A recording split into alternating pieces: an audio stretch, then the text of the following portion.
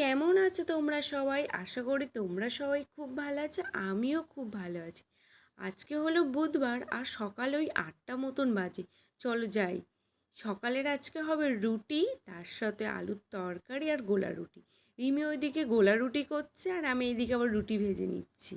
আর আলুর তরকারিটা আগে থাকতেই করে নিয়েছি। এইটা হলো আমাদের আজকে সকালবেলার টিফিন। চাই এইবার ঘরে অনেক কাজ আছে। এই দেখতে পাচ্ছ বেড কভারটা আজকে চেঞ্জ করছি। বেড কভার চেঞ্জ করলে না খাটটা, তারপরে এসি, ফলস সিলিং আর পাকা এইগুলো সব একসাথে মুছে নেই, বড্ড ধুলো পড়ে, ওই জন্যে তাই সেইগুলো করে নিচ্ছি। আর এই যে ড্রেসিং টেবিলের মাথায় দেখতে পাচ্ছ, এই ফুলগুলো বেশিরভাগ সার্ফ জল দিয়ে একটু ধুয়ে দেয়। আজকে আর করলাম না, আজকে মুছেই দিলাম।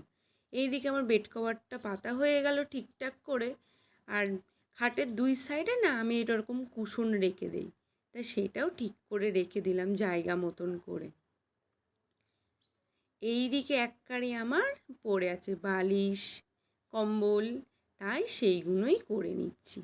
যাই এইবার পাশের ঘরে না রেখে আসি জিনিসগুলো। এখানটাই থাকে, এখানেই রেখে দেই। এইবার বোতলে না একটু জল নেই, তাই জলগুলো ভরে ঠিকঠাক করে রেখে দিলাম তাদের জায়গায়। আর পাশে যে সাইড টুলটা আছে না, সেটা একদম গুছানো নেই, তাই একটু ঠিকঠাক করে রাখছি। আর আমি না এই সাইড টুলের এরকম ছোট্ট ছোট্ট এই খাঁচা মতন এর ভেতর রেখে দিই, বেশ দেখতেও ভালো লাগে। এখন কচুর লতি কেটে দিচ্ছে। আজকে আমার ওপর পড়েছে কাটাকুটির ভার।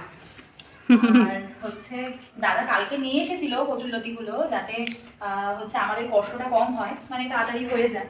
কিন্তু এতই অলসামি শরীরে যে কালার কাটতে পারিনি। এই সকাল সকাল কাজ বাজগুলো সেরে নিয়েছি আর নেওয়ার পরেই বসে গেছি কচুর লতি কাটতে। আজকে দিদিভাই করবে কচুর লতিটা রান্না, তো চলো দেখে নাও কিভাবে কচুর লতিটা দিদিভাই রান্না করে। আজকে কিন্তু আমাদের দুপুরের মেনুতে আছে ডিমের তরকারি আর কচুরলতি। ডিমের তরকারিটা তোমাদের সাথে আর শেয়ার করলাম না, ওটা তো সবাই জানো। তাই আজকে কচুরলতিটা শেয়ার করছি। কচুটা এখানটায় কাটা হয়ে গেছে আর একটু সিদ্ধ করতে বসিয়ে দিয়েছি, মানে ওই একটু জল ভাবড়া মতন যাকে বলে, তাই করে নিলাম। এই দিকে কচুটা সিদ্ধ করা হয়ে গেছে, একটা পাত্রে নিয়ে কচুর লতিটা রেখে দিয়েছি, পেঁয়াজ, কাঁচা লঙ্কা আর হলুদ দিয়ে দিয়েছি। তার সাথে দিয়ে দিলাম একটু জিরের গুঁড়ো আর ধনের গুঁড়ো, দিয়ে ভালো করে মাখিয়ে নিলাম।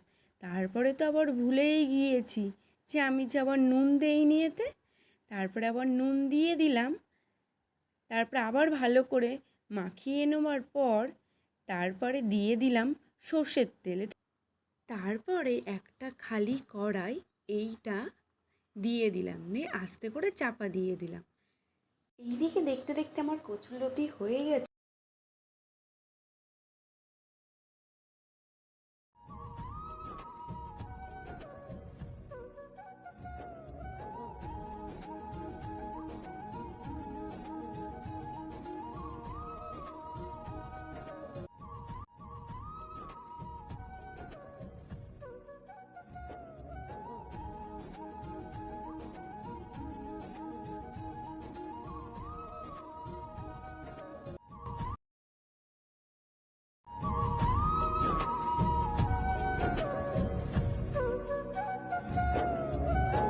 ছাদের থেকে নিচে এসে সন্ধে দিয়ে কিছুটা টাইম কাটিয়ে তারপরে চলে আসলাম রাত্রেবেলা ছোলা ভিজাতে।